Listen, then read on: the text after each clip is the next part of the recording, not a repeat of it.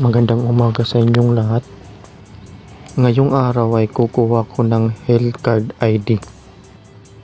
Itong daanan ay Magsaysay Boulevard ng Tacloban City. Dito tayo dadaan papunta dun. Manood lang kayo guys para alam nyo kung paano kumuha. Para mayroon na kayong idea paano gawin. Di na kayo malito or magtanong.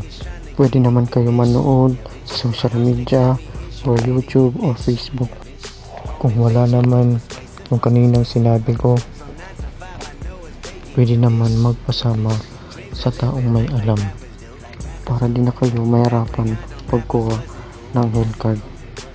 Nandito pala tayo sa Canora, Tacloban City. Baka kayo malito, pwede naman i-Google Map o pwede naman kayo magtanong. Sakto day off ko ngayon. Maganda yung panahon ngayon, di maulan, mainit lang. Kanina nandun tayo sa baba, ngayon nandito na tayo sa taas.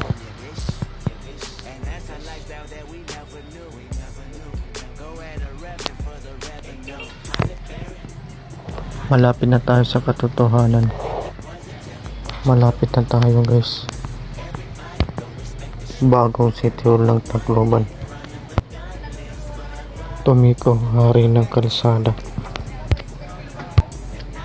Ang gobyerno ng Tacloban City ay nag-o-offer sila online transaction sa pamamagitan ng Boss Tacloban Portal. Dito din kinukuha yung business permit at mayor's permit at iba pa. Papasok na ako guys.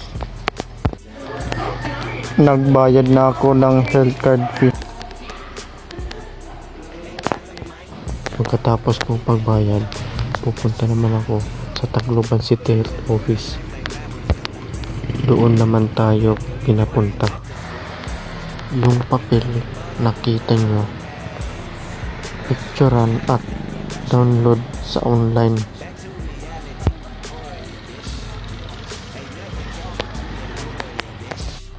Nandito na tayo sa Tacloban City Health Office.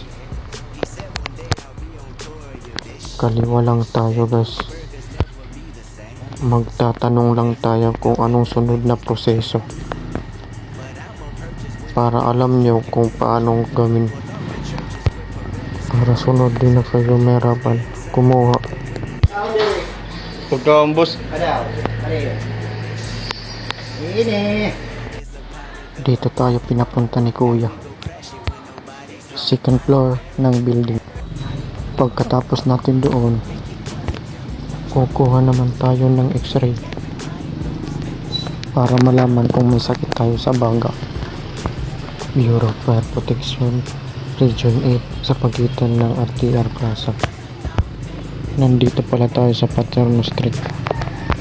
Sa unahan naman ay Justice Normal District. Pagtawid mo naman ay PDO Branch Tacloban at KNR Gasoline Station. Boss.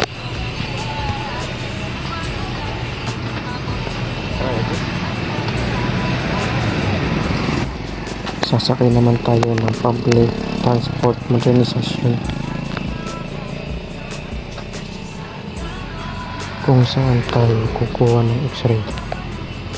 Inom muna tayo ng buko juice ni Kuya sa malamig. Nakababa na tayo sa sakayan. Nandito pala tayo sa Senator Inag Street, landmark ng SM Save More Tacloban. Meron naman motor up o taxi. Nandito na tayo. Papasok na ako guys. Magbabayad na tayo sa x-ray. Ako nang susunod sa pag-x-ray. Nakuha ko na yung resulta. Para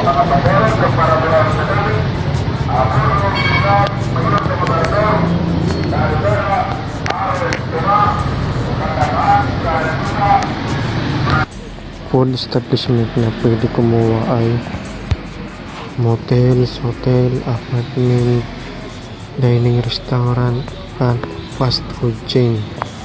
Di lang food establishment pwede kumuha. Pwede rin non-establishment at iba pa. Iba din na requirements na pinapakuha.